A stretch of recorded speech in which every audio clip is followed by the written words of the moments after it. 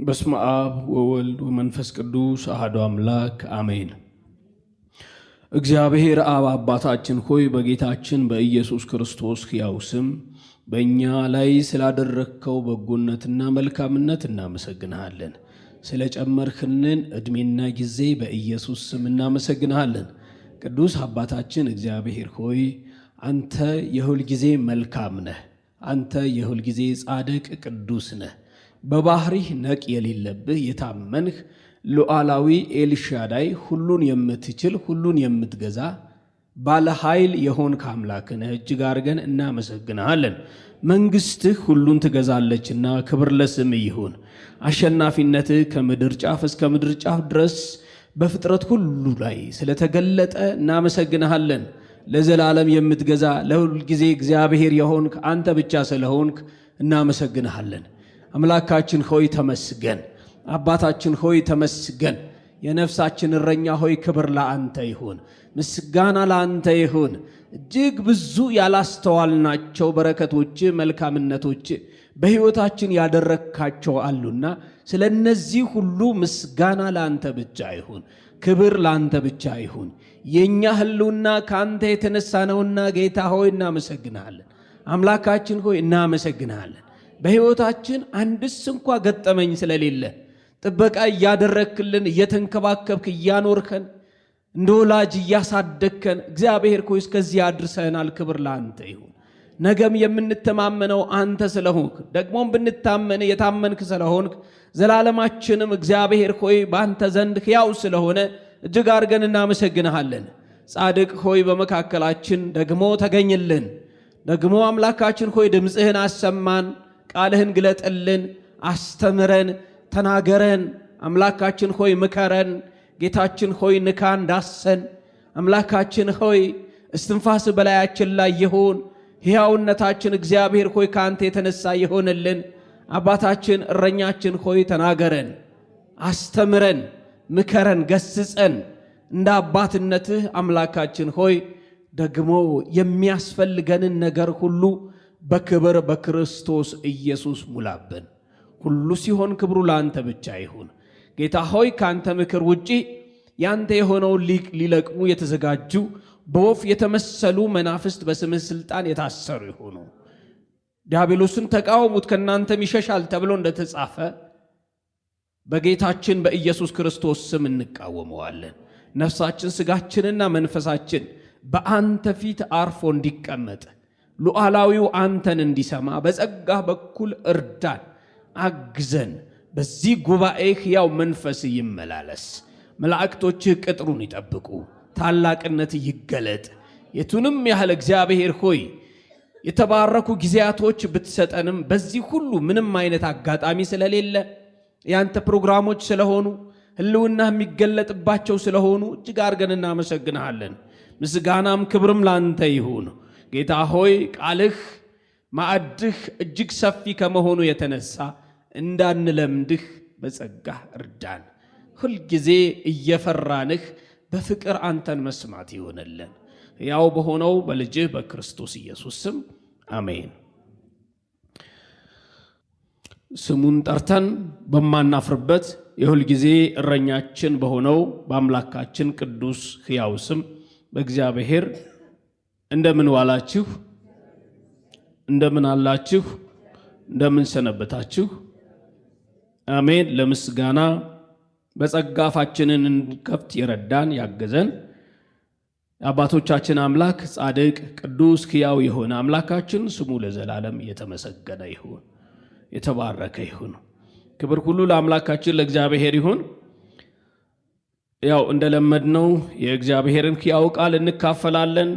ዛሬ ደግሞ እግዚአብሔር መንፈስ ቅዱስ የሰጠኝ በልቤ ውስጥ ያለ የእግዚአብሔር ቃል የዘዳግም መጽሐፍ ይሆናል። በዘዳግም ምዕራፍ 33 ከቁጥር 26 እስከ 29 ያሉ እነዚህ የተወሰኑ ቁጥሮችን እናያለን።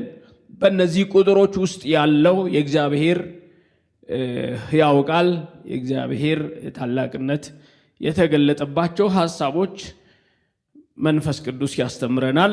እኛም ከርሱ እንሰማለን እንማራለን። እግዚአብሔር ይመስገን። ለዚህ ክፍል የሰጠሁት ርዕስ ቁጥር 26 ላይ እንደ እግዚአብሔር ያለ ማንም የለም የሚለውን ኃይለ ቃል ይሆናል። በዚህ ኃይለ ቃል ዙሪያ ነው የምንማማረው። ያው ሁልጊዜም እንደምላችሁ ርዕስ ስንሰጥ ኃይለ ቃል ስንሰጥ ኃይለ ቃሉ መልእክት ነው ማለት ነው። ስለዚህ ዛሬ ለኔና ለናንተ መልእክታችን ምንድነው? እንደ እግዚአብሔር ያለ ማንም የለም። ይሄ ነው መልእክታችን ማለት ነው። እንደ እግዚአብሔር ያለ ማንም የለም። ስለዚህ ለኔ ለናንተ ለሁላችን ይህንን አገልግሎት ለሚሰማ ሁሉ ከእግዚአብሔር ጋር የሚያፎካክረው የሚያነጻጽረው ከእግዚአብሔር አጠገብ የሚያኖረው እንደ እግዚአብሔር የሚያየው እግዚአብሔር የሚያደርገውን ያደርጋል የሚለው ካለው ያራግፋል ማለት ነው። እግዚአብሔር የተመሰገነ ይሁን። ይህንን ኃይለ ቃል ለመረዳት ወይም ክፍሉን ለመረዳት ጸሐፊው ማን እንደሆነ፣ ለምን እንደዚህ እንዳለ፣ መቼ እንደዚህ እንዳለ መረዳት ይጠበቅብናል። እየሰማችሁ ነው አይደለ? ያው እንደሚታወቀው እነዚህ 5ቱ ብሔረ ኦሪት የሚባሉት ወይም የኦሪት መጻሕፍት የሙሴ መጻሕፍት ሙሴ እንደጻፋቸው ይታመናል። ማን? ሙሴ ርዕሰ ነቢያት ወይም ደግሞ በእግዚአብሔር የተወደደው ነቢይ ሙሴ እንደጻፋቸው ይታወቃል። ግን አሁን ትልቁ ነገር ሙሴ መቼ ነው የጻፈው? እየሰማችሁ ነው እናቶቼ? ሙሴ መቼ ነው የጻፈው? በምን አይነት ሁኔታ ውስጥስ ሆኖ ነው የጻፈው? እጅግ ልዩ የሚያደርገው ይሄ ነው። በተለይ እኔ በልቤ ውስጥ ልዩ እንዲሆን ያደረገው የእግዚአብሔር ቃል ልዩ ነው። እግዚአብሔርን ወክሎ የሚናገር ቃል ነው። እግዚአብሔር ይመስገን። የዘዳግም መጽሐፍ ከርዕሱ እንደምንረዳው ያው 70 ሊቃናት እንደሰየሙት እናውቃለን። 70 የሚባሉ ሊቃውንት ይህንን ርዕስ እንደሰጡት ለምንድን ነው የሰጡት? እንደ ትርጉሙ የተደገመ ማለት ነው። የሕግጋቱን መደገም እግዚአብሔር ከእስራኤል ጋር ያደረገውን ኪዳን በተደጋጋሚ የሚናገር ነው። በሕዝቡና በእግዚአብሔር መካከል ስላለው ኪዳን እጅግ አበክሮ የሚናገር መጽሐፍ ነው። የሚገርማችሁ ከ5ቱ የኦሪት መጽሐፍት ወይም የሙሴ መጽሐፍት በዘዳግም መጽሐፍት የተጻፉት አብዛኛዎቹ አዲስ ኪዳን ላይ ተጠቅሰዋል። በጣም አስደናቂ ነው። ከሁሉ በላይ ደግሞ የዚህ የዘዳግም መጽሐፍ ኃይለ ቃል የሚባለው ሕዝቡ ስለ እግዚአብሔር ያለው አመለካከት እግዚአብሔርን በተመለከተ ሁለንተናዊ በሆነ መሰጠት አምላኩን እንዲወድ የሚያደርግ ነው። የማቴዎስ ወንጌል ምዕራፍ 22 ላይ እንደተጻፈው ማርቆስም እንደዚሁ እንደዘገበው አምላክህ እግዚአብሔርን በፍጹም ኃይል፣ በፍጹም ሐሳብ፣ በፍጹም ልብህ ምን በል። ይህ ቃል የምናገኘው ዘዳግም ውስጥ ነው። ስለዚህ እስራኤል ፈጽሞ ለእግዚአብሔር የተሰጠ እንዲሆን እግዚአብሔር አምላኩን እንዲወድ የሚናገር መጽሐፍ ነው። አዲስ ኪዳን ላይ ከ80 ጊዜ በላይ ከዘዳግም መጽሐፍ ተወስዶ የተጻፈ የተጠቀሰ እናገኛለን። ስለዚህ በእግዚአብሔርና በሕዝቡ መካከል የነበረውን ኪዳን እጅግ አድርጎ እንደማውሳቱ ዛሬም በእግዚአብሔር ሕዝብ በአዲሱ ኪዳን ሕዝብና በእግዚአብሔር መካከል ስላለው ፍቅር ይናገራል። አሁን ሙሴ ይህንን ሲናገር በምን አይነት ሁኔታ ውስጥ ነበረ? ይህንንስ ማንሳታችን እኛ በምን አይነት ሁኔታ ውስጥ ስንሆን ነው እንደ እግዚአብሔር ያለ ማንም የለም ማለት ያለብን? መቼ ነው? ስንበላ ስንጠጣ ስንፋፋ ነው? ኑሮ ሲደላደል ነው? ሲመቻችልን ነው? ስኬታማ ስንሆን ነው? ታዲያ መቼ ነው? ሁልጊዜ ነው ወይስ አልፎ አልፎ ነው? ወይስ እግዚአብሔር የጠየቅነውን ጥያቄ በመለሰልን ጊዜ ነው? መቼ ነው እንደ እግዚአብሔር ያለ ማንም የለም ማለት ያለብን? እግዚአብሔር ይህንን ቅዱስ ቃል በልባችን ያመንነው በአፋችን እንድንናገረው እንድናውጀውስ የሚፈልገው መቼ ነው? እግዚአብሔር ጌታ መንፈስ ቅዱስ ያብራልን። ሙሴ ይህንን ቃል ሲጽፍ ወይም ሲናገር ይገርማቸዋል። ወደ ምድረ ርስት ህዝቡን መርቶ ሲወጣ በተለይ እንደዚህ አሻግሮ ምድረ ርስትን ከነዓንን እያየ ገና ሳይገባ የእስራኤልን ህዝብ ወስዶ ባረካቸው። ሲባረካቸው ይሄ የበረከት ምዕራፍ ነው። ምዕራፍ 33 ሙሴ የእስራኤልን ህዝብ ያንን ነገድ 12ቱን ነገድ የባረከበት ምዕራፍ ነው። ታዲያ በዚያ ሰዓት ሙሴ ምድረ ርስት እንደማይገባ እንደሚሞት የተነገረበት ሰዓት ነበረ። እዚህ ያ ሁሉ ዘመን 40 ዓመት ሙሉ በምድረ በዳ ደክሞ ለፍቶ ህዝቡን እየመራ ደርሶ እንደዚህ ሊገባ ሲል ትሞታለህ አትገባም ተብሎ ግን እንደ እግዚአብሔር ያለ እግዚአብሔር ያብራልን።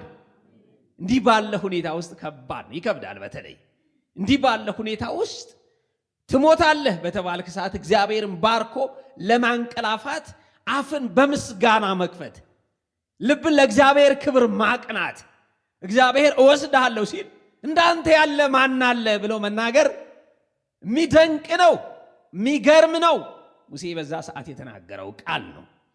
መልካም የተወሰነች ማስታወሻ የወሰድኳት እያነበብኩላችሁ ባወራችሁ ነገሬ መልካም ይሆናል፣ በልባችሁም ጽላት ላይ በትክክል ለማስቀመጥ ይረዳኛል። ክብር ሁሉ ለአምላካችን ለእግዚአብሔር ይሁን። በኦሪት ዘዳግም ተመዝግበው ከሚገኙት በጣም ጠቃሚ ከሆኑ ነገሮች መካከል አንዳንዶቹ አሁን አወራችኋለሁ። መጀመሪያ ሙሴ ባለፉት 40 ዓመቶች ውስጥ ስለተፈጸሙ ታላላቅ ድርጊቶች በማስታወስ በዚህ መጽሐፍ ውስጥ ይናገራል። እግዚአብሔር በምድረ በዳ እንዴት እንደመራቸው ህዝቡን በማስታወስ ለእግዚአብሔር ታማኞች እንዲሆኑ በቅንነት እንዲታዘዙ በዚህ መጽሐፍ ውስጥ ያሳስባቸዋል። እግዚአብሔር እንዴት ነው የመራችሁ? ምንድነው ያደረገላችሁ? ተአምራቱን ታስታውሳላችሁ። የበላችሁትን መና ታስታውሱታላችሁ። ያደረገውስ ተአምር ታስታውሱታላችሁ። እግዚአብሔር ፈርዖንን እንዴት ባለ አምላካዊ ክንዱ እንደቀጣው፣ እንዴት ባለ ተአምራት ፈርዖንን እንዳዋረደው፣ ልቡን እንዴት አድርጎ እንዳደነደነው፣ በዛም ልዕልናውን እንደገለጠ ታስታውሳላችሁ።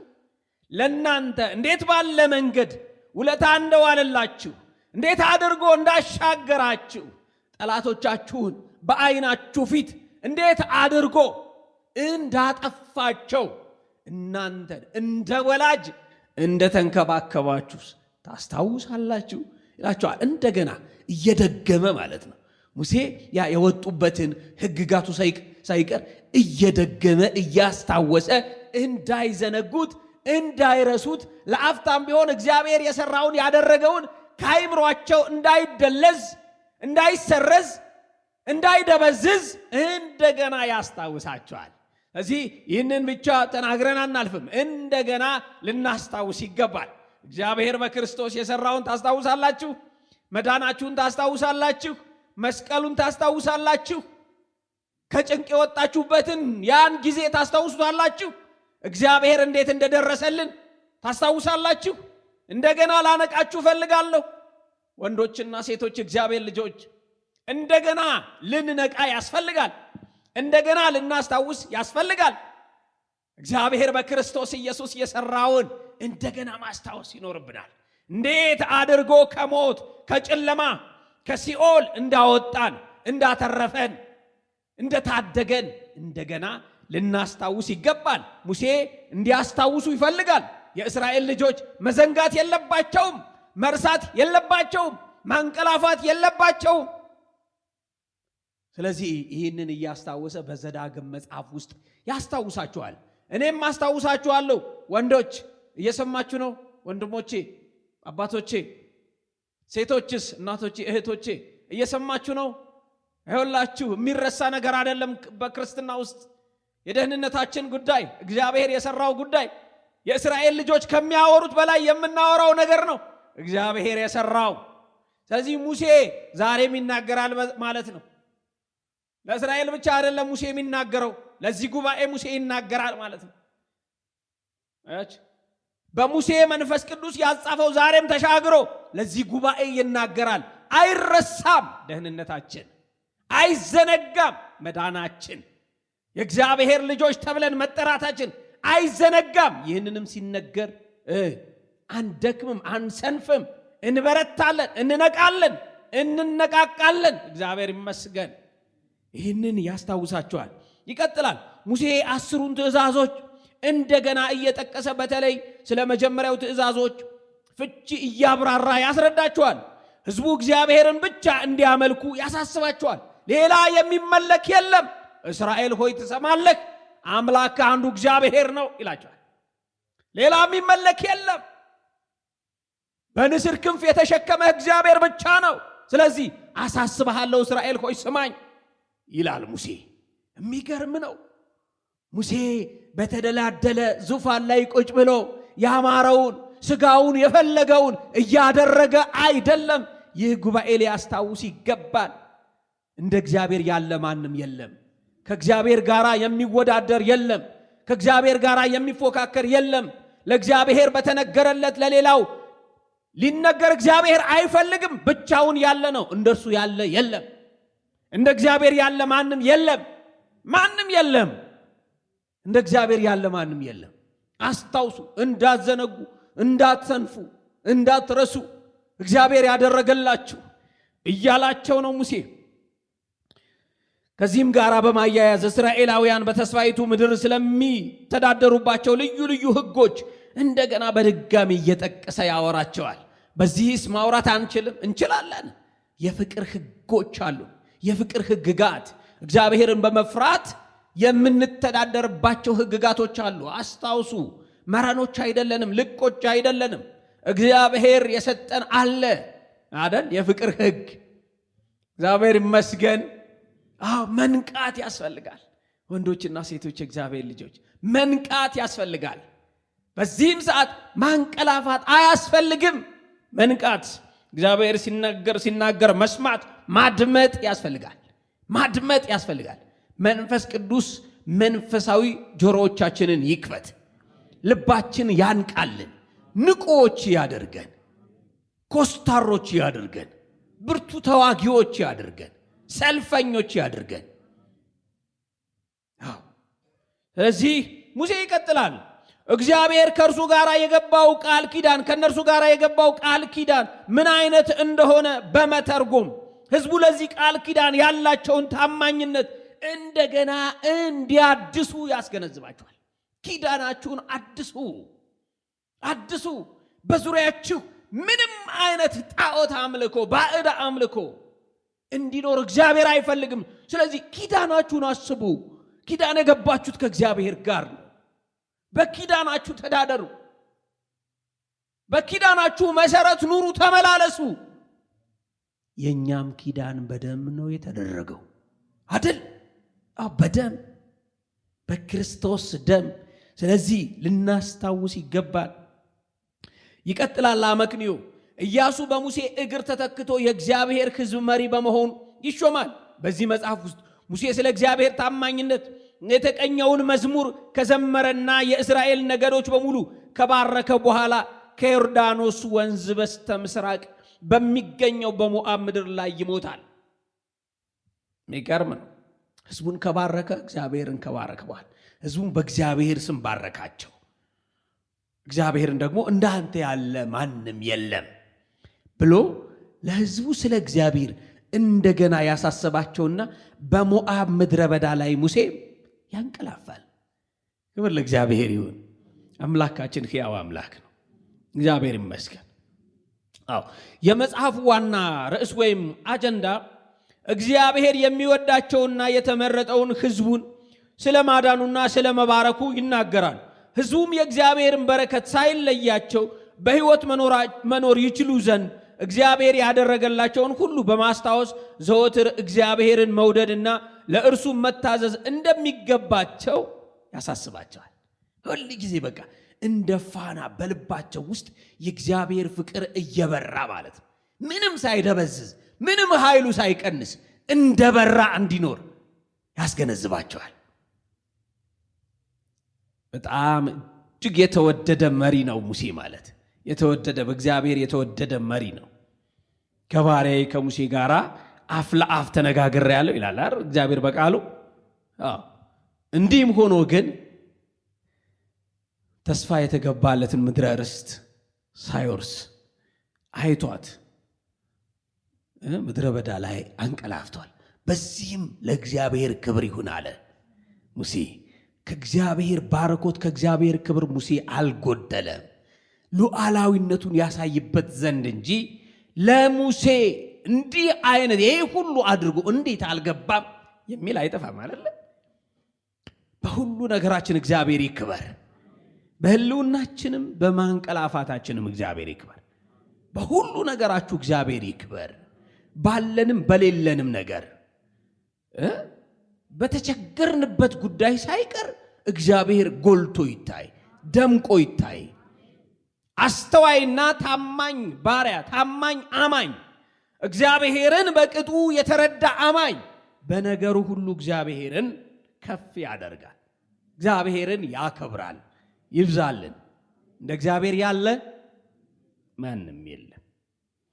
የመጽሐፉ ዋና ሐሳብ የያዙ ጥቅሶች በዚህ ምዕራፍ ውስጥ ያው ምዕራፍ 6 ቁጥር 4 እስከ 6 ባለው ክፍል ውስጥ ዋና ሐሳቡ እነግራችኋለሁ። እነዚህ ቃላቶች ከትእዛዞች ሁሉ የምትበልጠዋ ታላቂቱ ትእዛዝ ብሎ የተናገራቸው ቃላት የያዙ ናቸው። እነዚህም እግዚአብሔር አምላክህን በፍጹም ልብህ፣ በፍጹም ነፍስህ፣ በፍጹም ኃይልህን ምን በል ውደድ። የዘዳግም ዋና ኃይለ ቃል ይሄ ነው።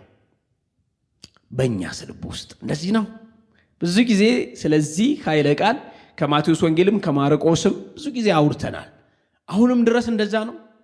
በፍጹም ልባችን፣ በፍጹም ኃይላችን፣ በፍጹም ነፍሳችን፣ በፍጹም ሁለንተናችን እግዚአብሔርን እንወደዋለን። የመጽሐፉ ዋና ልቡ ይሄ ነው። እግዚአብሔርን መውደድ ይብዛላችሁ። እግዚአብሔርን መውደድ ይብዛላችሁ። እግዚአብሔርን መውደድ ለሁላችን ይብዛልን። እንግዲህ ሙሴ እንዲህ ባለ ሁኔታ ይሆንና የእስራኤልን ነገድ ይባርካል። እያንዳንዳቸውን የነገዱን ስም እየጠራ ይባርካል። ምዕራፉ እንድታዩት አሳስባችኋለሁ። ቤት ገብታችሁ እንድታነቡ የምላችሁ ሁሉ ገብታችሁ ታነባላችሁ። ከዚህ በፊት የነገርኳችሁ ምን ነው? በእውነት በእግዚአብሔር ፊት እኮ ነው የምናወራው። አንብቡ የተባለው እዚህ ሰምተን ስንወጣ የምረሳው ከሆነ በጣም አስቸጋሪ ነው።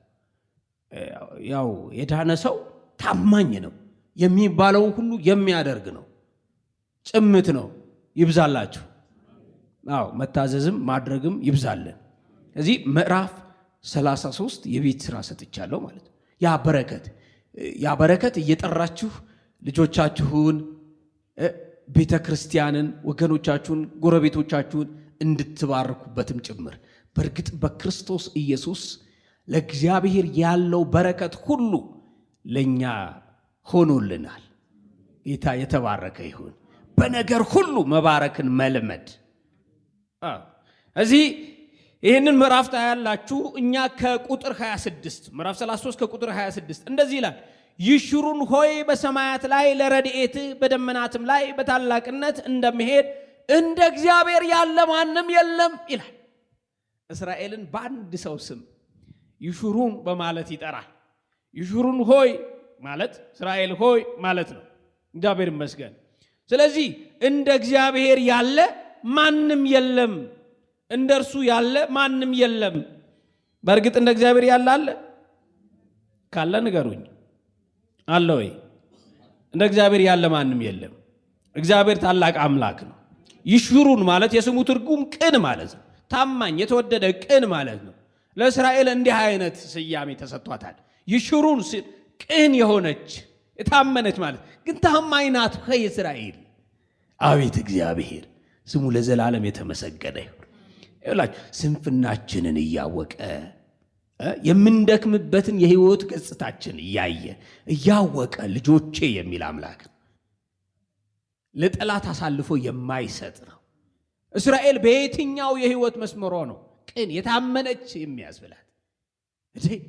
በእግዚአብሔር ላይ የምታምጽ እግዚአብሔር የኔ ሲላት የሌላ ሆና የምትገኝ፣ እግዚአብሔር እወድሻለሁ ሲላት እግዚአብሔርን በሌላ ተክታ የምትታይ፣ ግን ኪዳኑን አጉድሎ አያውቅም። እግዚአብሔር የተመሰገነ። ያ የጥንቱ ኪዳን ነው አይደል? ለእናንተ ከዚያ በላይ የሚወራ ነገር ነው እግዚአብሔር ያደረገላችሁ። እንደው ጠላት እንዳናስተውል አድርጎን ካልሆነ በስተቀር ዛሬም እንበድላለን፣ ዛሬም እናጠፋለን፣ ዛሬም እንስታለን፣ ዛሬም እንደክማለን፣ ዛሬም እንሰፋለን። ዛሬም ብዙ የሚወሩ እኛ ብቻ የምናውቃቸው ስንፍናዎች አሉብን። ግን ቅዱስ ቅድስት እያለ ነው የሚጠራን፣ ልጆቼ እያለ ነው የሚጠራን። በቃ መጽሐፍ ቅዱሱ እንደዚህ ነው የሚናገረው። ከነ በደላችን ከነ ስህተታችንን በደላችንን የረከስንባቸው መስመሮች እያጸደቀ ማለት አይደለም። ክርስቶስን እያየ ልጁን እያየ እኛን ደግሞ በልጁ በክርስቶስ ኢየሱስ ስም እየተናዘዝን እየታጠብን ትኩስ በሆነው ሕያው በሆነው በደሙ እንደገና እንድንታጠብ እየነገረን በመንፈሱ። ግን ስማችን ልጆቼ ነው። የተቀደስን፣ የነጻን፣ የተከበርን፣ ወራሽ የሆንን። ስለዚህ ለሰይጣን እድል አንሰጥም። ለሚከሳችሁ እድል አትስጡ። ለሚያሳጣችሁ እድል አትስጡ። የእግዚአብሔርን ቃል ነው የምናወራው። ለሚከሳችሁ እድል አትስጡት። አንቺ እንደዚህ ነሽ ለሚልሽ የእግዚአብሔር ቃል ባልተናገረው በፍጹም እንዳታጸድቁ። እግዚአብሔር በልጅነት ነው የሚያውቀን፣ የእርሱ እንደሆንን ነው የሚያውቀን። ይህንን የሚሰርዝ የለም። እግዚአብሔር ሆይ ተሳስተሃል፣ እሷ እኮ እንዲህ አይነት ህይወት ያላት ከዚህ ህይወት መፋታት ያልቻለች የረከሰች ናት የሚለው ኃይል የለም። ስለ ሰው ማንም ሊነግረው አይፈልግም አይደል? እንኳን ስጋ ያለበሰው አብ ስጋ የለበሰው ወልድ ከአብ ጋር እኩል ስለሆነ በሰው ልብ ውስጥ ያለውን የሚያውቅ ማንም ስለኔ ሰነድ ሰንዶ ሊነግረው አይፈልግም። ያውቀኛል አይደል? እስከነ ድካማችን ያውቀናል። እኛ በጸለይንባቸው ምሽቶች የተቀደስን ይመስለናል አይደል? በርትተን ወደ እግዚአብሔር ቤት በገሰገስንባቸው መንፈሳዊ ተግባራት ባደረግንባቸው ሳምንታት በተለየንባቸው ሳምንታት የተለየን ይመስልን አይደለም። አንድ ጊዜ በክርስቶስ ኢየሱስ ተቀድሰናል። ከፍ ዝቅ የሚል ነገር አይደለም። ወደ መልኩ ፍጽምና እንድናድግ ንስሐ እየገባን በፊቱ እየወደቅን አይደል? በጸጋ በፍቅር ማለት እንጂ ለእንትና እየነገርን አይደለም። ለእንትና ለእገሌ እየነገርን አይደለም። የምንታጠበው አንድ ጊዜ የፈሰሰው የመሲሁ ደም ለዘላለም የሚቀድስ ለሁል ጊዜ የሚያጥብ ለሁል ጊዜ የሚያዘጋጅ ያለ ነቀፋ እንድንቆም የሚያደርገን ውበት የሚሆነን ያ ቅዱስ መስዋዕት ያ ሕያው መስዋዕት ለአንዴና ለመጨረሻ ጊዜ እግዚአብሔር ለኔና ለእናንተ የሰዋው ነው። በዚያ መስዋዕት ነው የምንቀርበው። በዚያ መስዋዕት በእግዚአብሔር ፊት እንገለጣለን። በዚያ መስዋዕት ነው እግዚአብሔር የተቀበለን። ስለዚህ ከፍ ዝቅ የሚል ነገር የለንም። ስትደክሙ አሕዛብ፣ ስትበረቱ ክርስቲያን አይደለንም። ነዛ አይነት ቡራቡሪ ህይወት አይደለም። እንደሱ አይደለም። እግዚአብሔር ሁል ጊዜ በልጁ ነው የሚያየን። በማን ነው የሚያየን? በልጁ ካየን፣ በክርስቶስ ካየን ልጁ አንድም ቀን ነቅ የለበትም። አንድም ቀን ስተት አያውቀው። አንድም ቀን ድካም የለበትም። አንድም ቀን ሰንፎ አያውቅም። ልጁ አብ ሙሉ ለሙሉ የተቀበለው ሕያው መስዋዕት፣ ቅዱስ መስዋዕት፣ ቅዱስ መስዋዕት። ስለዚህ በክርስቶስ ኢየሱስ አብ ሲያየን እኛ ቅዱሳን፣ ንጹሃን፣ እንከን የሌለብን ነን። ግን በየዕለቱ አንስትም፣ አንበድልም፣ እንበድላለን። እስራኤል እንደዚህ ነበር። ትበድላለች፣ ግን ቅን ብሎ ይጠራታል። ሙሴም ሲናገር ምንድን ነው ያላት? ይሹሩን ሆይ ብሎ እስራኤልን ይጠራል።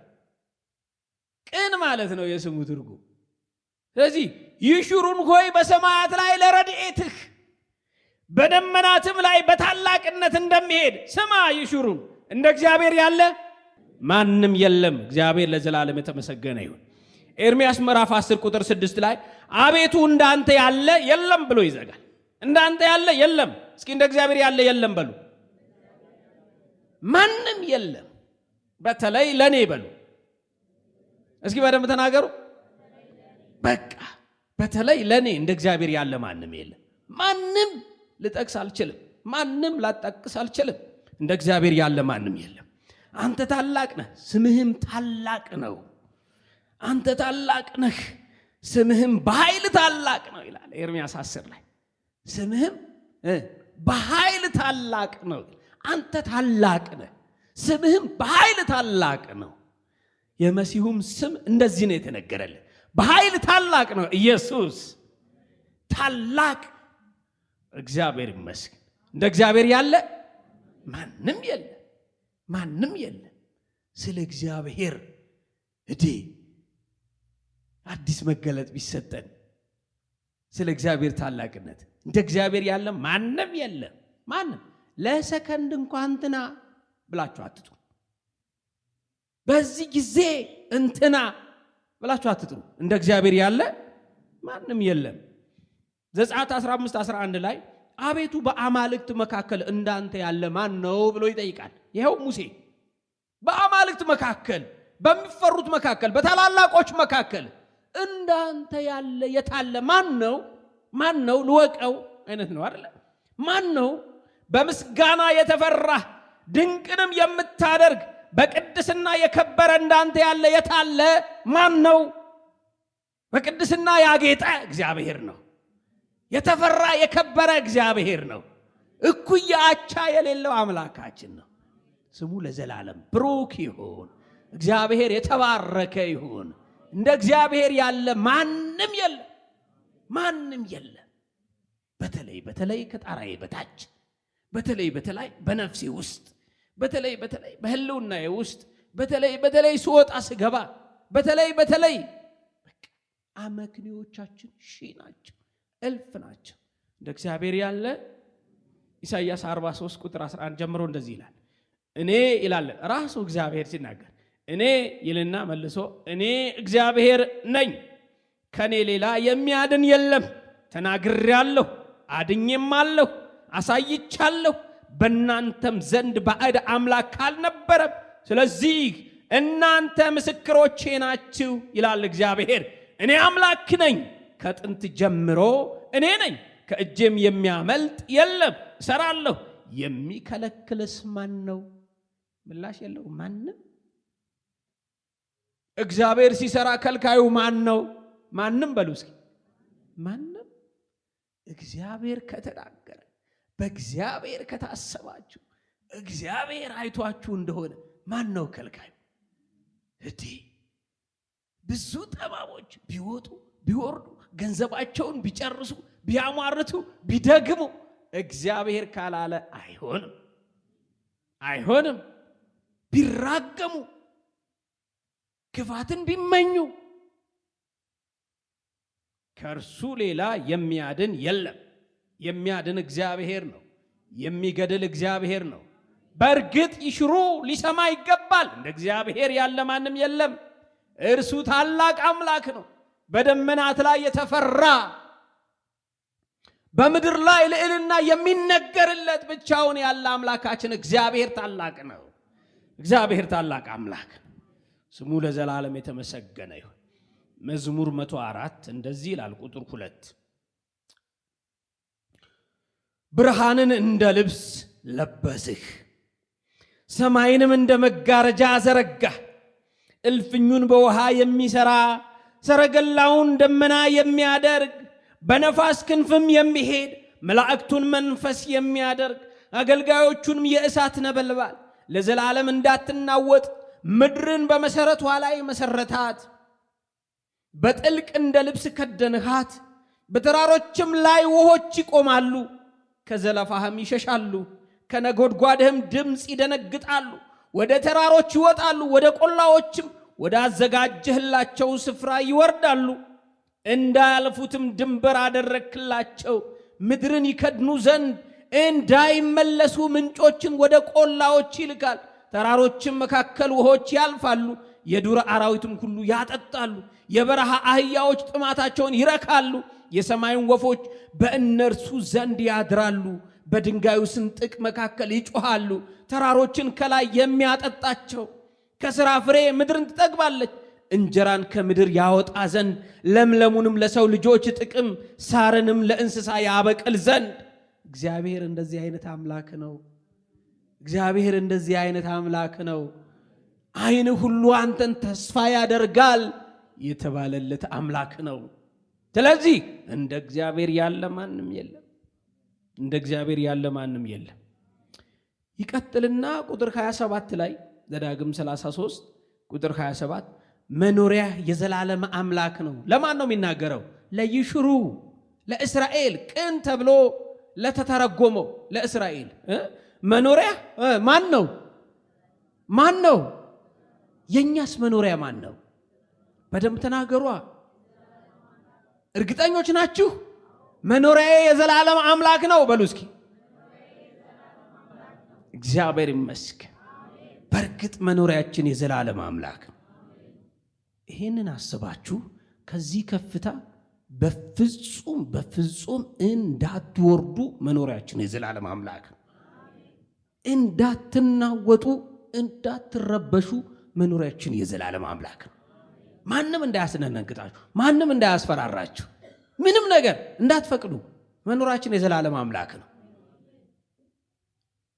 ያነበብነውን አይደለም እናወራላችሁ፣ በሕይወታችን የሆነውን ጭምር ነው። መኖሪያችን የዘላለም አምላክ ነው። እግዚአብሔር ጌጣችን ነው። ከማንም በላይ ጎልተን የምንታይበት አምላካችን እግዚአብሔር ስሙ በሮክ ይሁን። መኖሪያህ የዘላለም አምላክ ነው።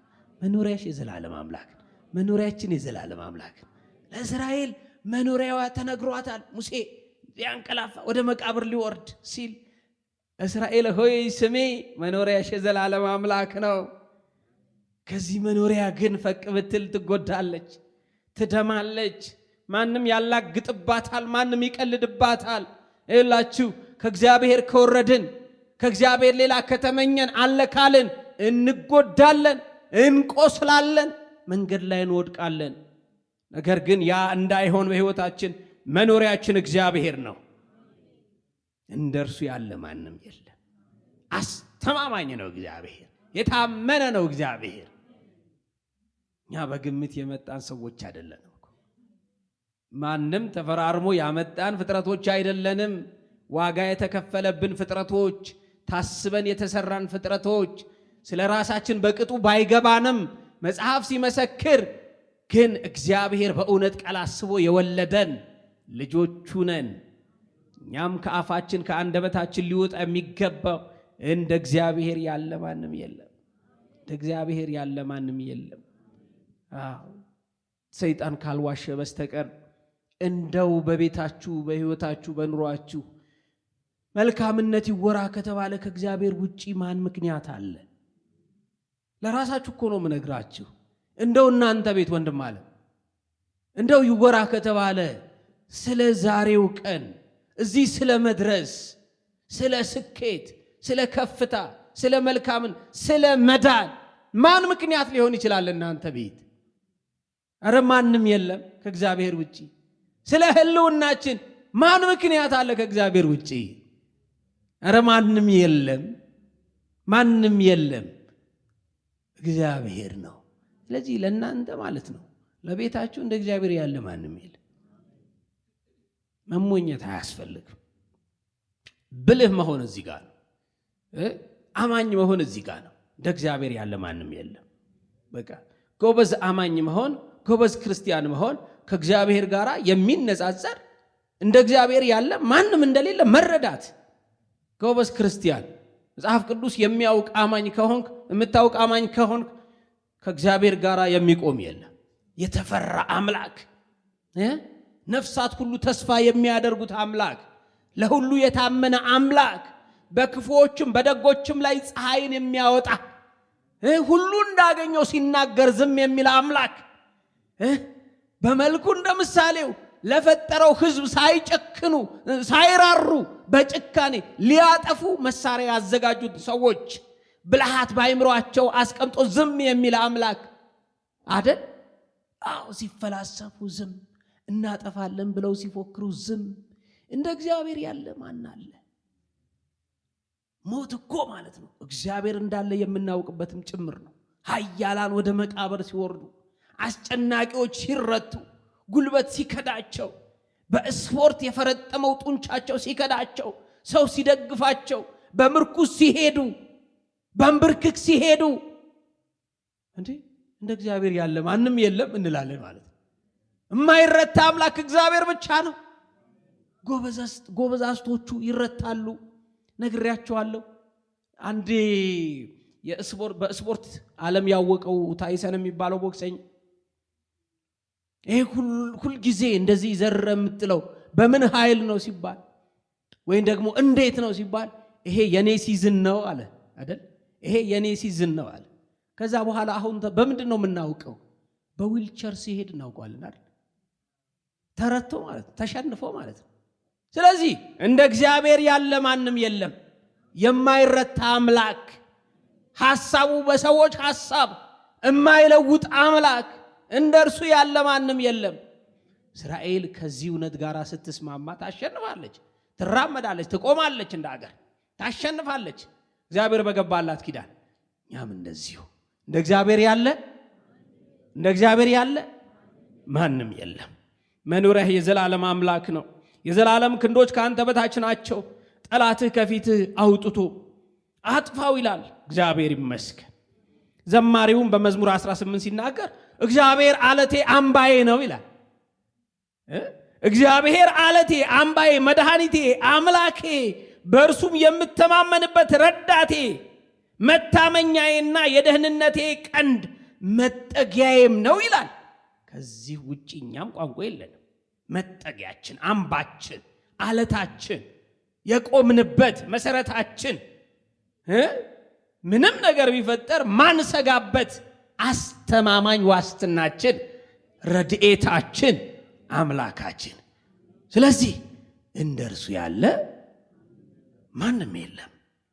እግዚአብሔር ይመስገን። ምስጋና የሚገባውን እግዚአብሔርን እጠራለሁ። ከዛስ ከጠላቶቼ እድናለሁ። እግዚአብሔርን ጥሩ፣ ከጠላታችሁ ዳኑ። ቢጠሩት የሚሰማ አምላክ ነው። እግዚአብሔር የተመሰገነ ይሁን። ኢሳይያስም እንደዚህ ይላል በትንቢቱ ምዕራፍ 25 ቁጥር 4 ላይ የጨካኞችም ቁጣ እስትንፋስ ቅጥርን እንደሚመታ አውሎ ነፋስ በሆነ ጊዜ፣ የጨካኞችም ቁጣ እስትንፋስ ቅጥርን እንደሚመታ አውሎ ነፋስ በሆነ ጊዜ ለድሃው መጠጊያ፣ ለችግረኛው በጭንቁ ጊዜ መጠጊያ፣ ከውሽንፍር መሸሸጊያ፣ ከሙቀትም ጥላ ሆነሃል ብሎ ይናገራል። እግዚአብሔር የተመሰገነ ይሁን። ስለዚህ እንደ እግዚአብሔር ያለ ማንም የለም። አምላካችን፣ መጠጊያችን፣ ኃይላችን፣ ባገኘንም በታላቅ መከራ ረዳታችን ነው። ስለዚህ ምድር ብትነዋወጥ አንፈራም። ብዙ ታላላቅ ነገሮች ይናገራል አይደል? መዝሙር 46 ላይ እንደ እግዚአብሔር ያለ ማንም የለም። ክብር ለአምላካችን ነው። ሰሎሞንም በምዕራፍ ምሳሌ ላይ ምዕራፍ 18 ቁጥር 10 ላይ የእግዚአብሔር ስም የጸና ግንብ ነው ይላል። የእግዚአብሔር ስም የጸና ግንብ ነው። ጻድቅ ወደ እርሱ ሮጦ ምን ይላል? ከፍ ከፍ ይላል። ጻድቅ ወደ ማን ይሮጣል? ከእግዚአብሔር ውጭ ወደ ማንም አይሮጥም። ጻድቅ ወደ እርሱ ሮጦ ግን ከፍ ከፍ ይላል፣ ይልቃል። ጻድቅ። ታዲያ እናንተ ጻድቃን ወዴት ነው የምትሮጡት? ወደ እግዚአብሔር። የእግዚአብሔር ስም የጸና ግንብ ነው፣ ማይነዋወጥ ግንብ ነው። የእግዚአብሔር ስም የጸና ግንብ ነው። ጻድቅ ወደ እርሱ ሮጦ ከፍ ከፍ ይላል። እግዚአብሔር ይመስገን። አቤቱ አንተ ለትውልድ ሁሉ መጠጊያ ሆንህልን ይላል መዝሙር 90 ቁጥር 1 ላይ። እግዚአብሔር ይመስገን። ስለ እግዚአብሔር መኖሪያ የዘላለም መኖሪያነት ይናክል ካልን ቁጥር 28 እና 29 እንደዚህ ይላል። እስራኤልም ተማምኖ የያዕቆብም ምንጭ ብቻውን እህልና የወይን ጠጅ ባለበት ምድር ይኖራል። ሰማያቱም ጠልን ያንጠባጥባሉ። እስራኤል ሆይ ምስጉን ነህ፣ በእግዚአብሔር የዳነ ሕዝብ እንዳንተ ማን ነው? እርሱ የረድኤትህ ጋሻ የከፍተኛነትህም ሰይፍ ነው። ጠላቶችህም ይገዙልሃል፣ አንተም ከፍታቸውን አይሰማም። ጠላቶችህ ይገዙልሃል፣ አንተም ከፍታቸውን ትረግጣለህ።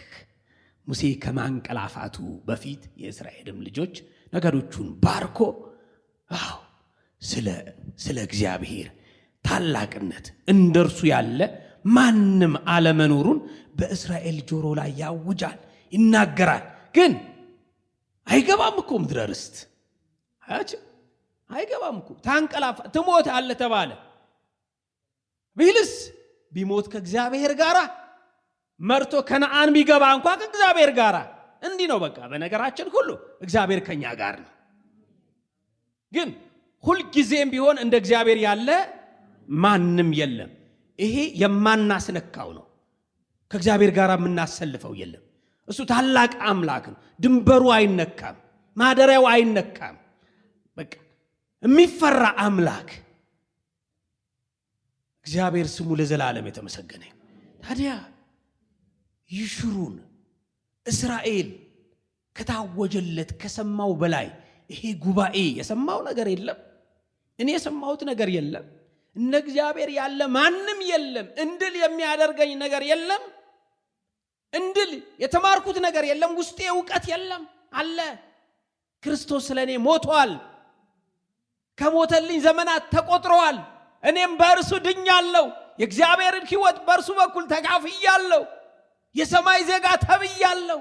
የእግዚአብሔር ልጅ ተብያለሁ። ወራሽ ተብያለሁ። ድኛለሁ።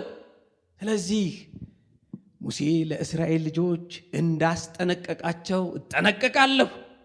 ስሙን ለማክበር እግዚአብሔርን ፈርቼ ለመኖር እጠነቀቃለሁ። አልዘነጋም፣ አልታለልም፣ አልረሳም።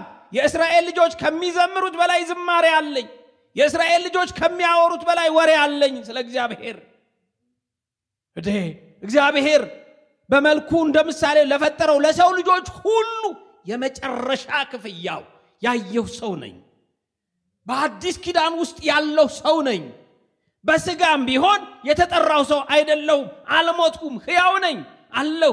ስለዚህ ክርስቶስ የሞተልኝ እኔ ከእስራኤል በላይ ተቀድሼ ነጽቼ አምላኬን አውቄ በውዳሴ ልኖር አይገባም።